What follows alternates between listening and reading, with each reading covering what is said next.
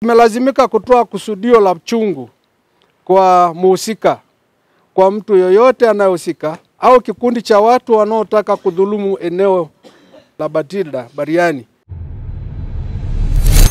Baraza la viongozi wa Kimasai Tanzania wametoa tamko la kulaani baadhi ya viongozi na wananchi katika kijiji cha Engutokoit wilayani Arumeru mkoani Arusha waliovamia eneo la mwekezaji linalomilikiwa na Batilda Buriani, ambapo viongozi hao wametoa kusudio la kuvunja chungu kwa mtu au kikundi cha watu wanaotaka kudhulumu eneo na kumchafua kiongozi huyo.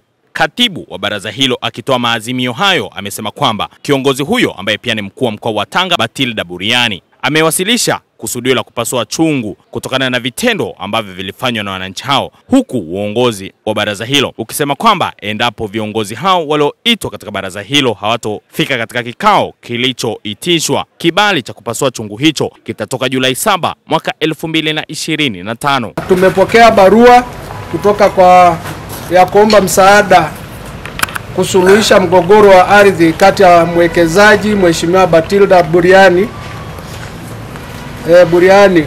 na wananchi wa kijiji cha Engutokoit kata wa Oldonyo Uas wilaya ya Arumeru. Tumepokea hiyo barua.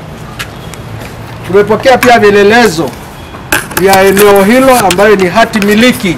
Hii hapa imeandikwa right of occupancy ya ardhi wilaya ya Arusha DC, na kujiridhisha kwamba kila mwaka mwekezaji kwa maana ya Batilda analipa ada za serikali, na kwa hiyo eneo hilo ni mali yake halali.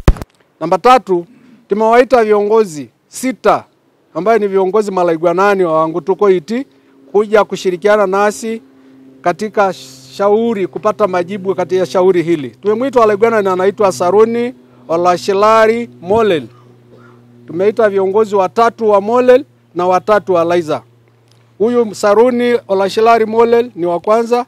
Tukamuita mwingine anaitwa Matayo Olobis Laiza, na mwingine wa 3 Peria Taiko Molel, Leskar Olobis Laiza, Nairisha Orkedenye Molel na Isaac Mbapeta wa Laiza.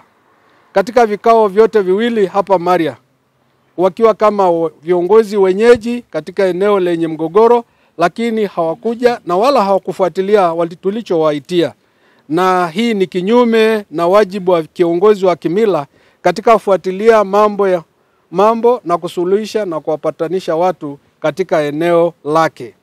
4, tumelazimika kutoa kusudio la chungu kwa muhusika, kwa mtu yoyote anayehusika au kikundi cha watu wanaotaka kudhulumu eneo lake la halali la Batilda Bariani na kumchafua jina lake akiwa kiongozi wa serikali kwa lengo la kuharibu kazi yake. Kibali cha chungu kitatolewa tarehe 11 mwezi wa 7. Kwa hiyo swala kama tuliposoma na ni hapa tuliposaini, nashukuru malaigwanani mmeunga mkono kwamba mama yetu, kiongozi wetu ambaye ni mkuu wa mkoa wa Tanga, ambayo ni mwenyeji wetu, ni msaliwa mkoa wa Arusha. Kweli nasikitika jamii iliyotumika kama baadhi ya viongozi wa mila na desturi zetu, kundi la vijana na malaigwanani kama wamehusishwa na jambo hili. Naomba radhi, kwa sababu Maria kama msemaji mkuu wa jamii hatuna habari na hilo, lakini tumeona jina lake kisambazwa kama mtu mhalifu wakati ana haki zake zote ambaye amepata. Kama mliposikia ni shamba ambayo ni miaka iliyopita 2012 na anamiliki yake, na tumesomea hapa, na yeye tunashukuru ametushirikisha, na tulibuita wale viongozi kutaka ili jambo lifike kwenye jamii ili lisiendelee, kwa sababu sio nzuri. Unapoona viongozi watu wanatangaza na kusalilisha, unapunguza ile ubora ya uhuru ya nchi, lakini haki ya mtu moja. Kwa hiyo hili tumeingilia na kusema kwamba tunatamuka kwamba Maria, tunaomba radhi kwa mama yetu, kiongozi wetu mkoa wa Tanga, lakini pia wale ambao wamefanya hivyo wazirudie, sababu anatupeleka jamii yetu vingine tofauti na tunavyofanya kazi. Kwa hiyo ombi letu kama bari ulivyosoma naomba wale Malaigwani tuliowaita na hawajatoa ushirikiano, bado tunaombea nafasi watengeneza amani kule, ikiwa ni kutambua haki za mtu na watu.